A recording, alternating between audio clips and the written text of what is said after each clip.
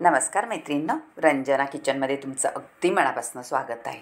आज आपल्याला वाटण बनवायचं आहे। छान हुसळीला कलरही आला पाहिजे आणि चवीलाही अप्रतिम भन्नाट चिकन मटनपेक्षाही मस्त अशी रस्सेवाली हुसळी किंवा भाज्या करायच्या असतील तर असं वाटण नक्कीच करून पहा। आणि तुमचं वाटण महिनाभर टिकण्यासाठी आपल्याला काय घालायचं आहे ते पाहायचं आहे। आता मी कांदे घेतलेले आहेत, अशा इथे पहा 7-8 आहेत, छोटे आहेत त्याच्यामुळे जास्त घेतलेले आहेत। आणि 1 वाटी म्हणजे त्याची अर्धी वाटी आहे नारळाची खोबरं, सुकं खोबरं आणि 2-4 लसणाच्या कांड्या। असं सगळं आपल्याला लागणार आहे वाटण करण्यासाठी। अगदी भन्नाट रेसिपी होणार आहे वाटणाची। आता आपल्याला कांदे कसे सोलायचे पहा।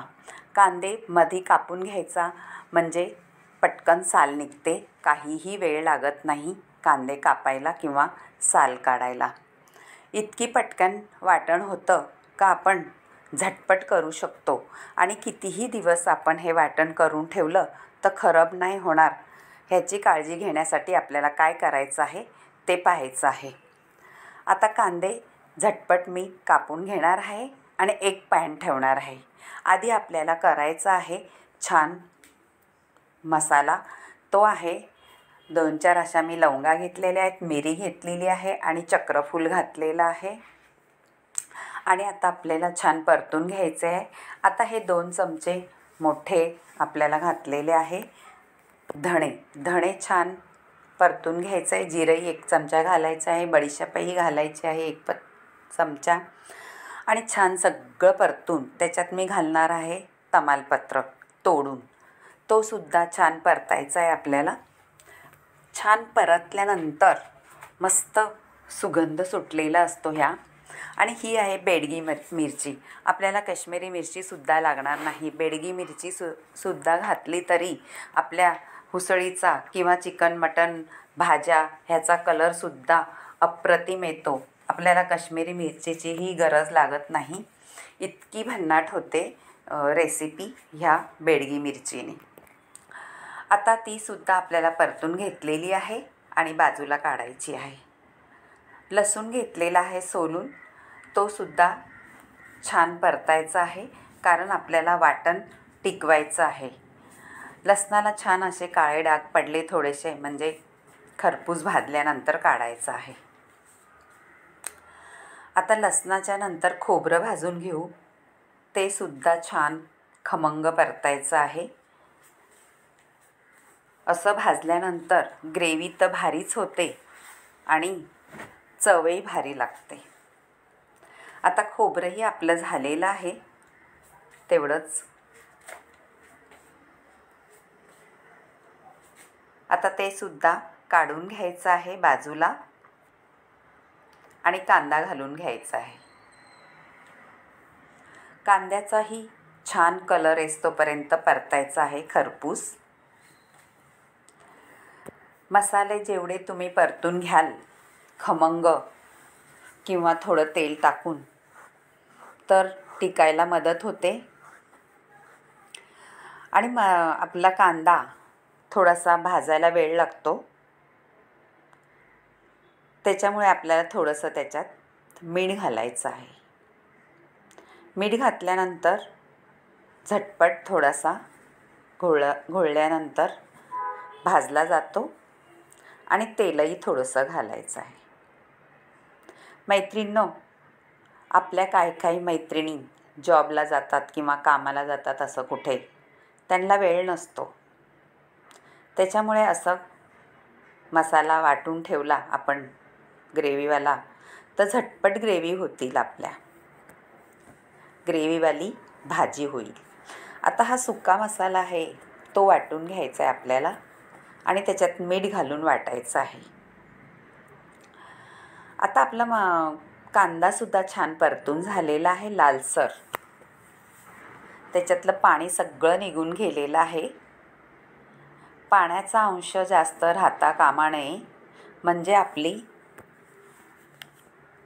वाटण टिकायला मदत छान होतं। आता आपण थंड करून घ्यायचं आहे हा आपला मसाला झालेला आहे वाटून. धणे, बडीशेप, जिरं हे सगळं वाटण तयार झालेलं आहे. कलरही त्याचा सुंदर आलेला आहे. आता खोबरं, लसूण वाटून घ्यायचं आहे आणि त्याच्यानंतर आपण आपल्या कांद्यामध्ये घालून परत एकजीव करून छान बारीक वाटून घ्यायचं आहे.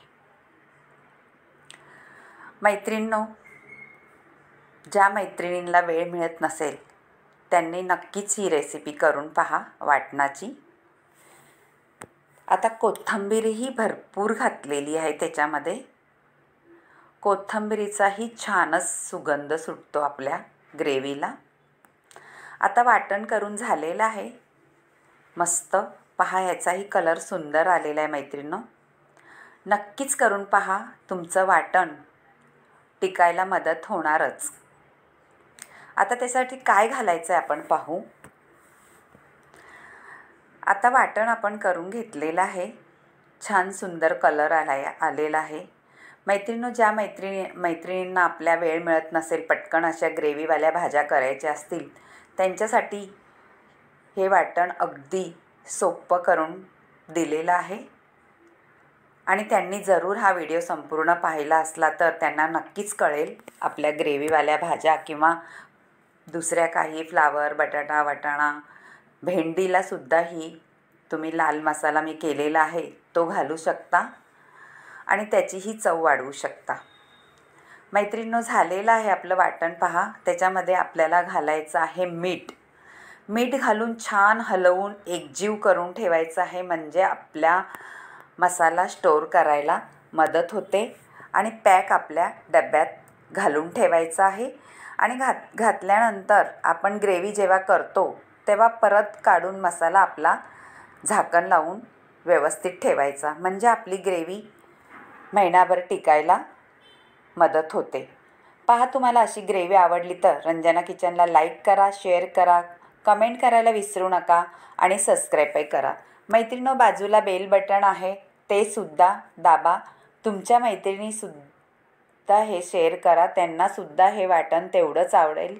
घाई गडबडीत कालवणं करायची असतील किंवा रस्सेवाली उसळी करायची असतील, भाज्या करायच्या असतील, झटपट होणारं हे वाटण आहे. आणि आपल्या ग्रेव्ही करून ठेवली तर आपले वेळही वाचेल आणि आपल्या भाज्या किंवा ग्रेव्हीवाली भाज्या, उसळी छानच होतील. नक्कीच करून पहा आणि मला कमेंटमध्ये जरूर कळवा तुम्हाला हे वाटण कसं वाटलं. टॅमॅटो न घालतासुद्धा तेवढीच छान ग्रेव्ही होते आणि चवीलाही अप्रतिम भन्नाट रेसिपी होते. अगदी डोळ्यात बसण्याजोगी रेसिपी झालेली आहे. नक्कीच तुम्ही करून पहा आणि मला कमेंटमध्ये जरूर कळवा तुम्हाला वाटणाचा प्रकार कसा वाटला. बाय मैत्रिणींनो, भेटूया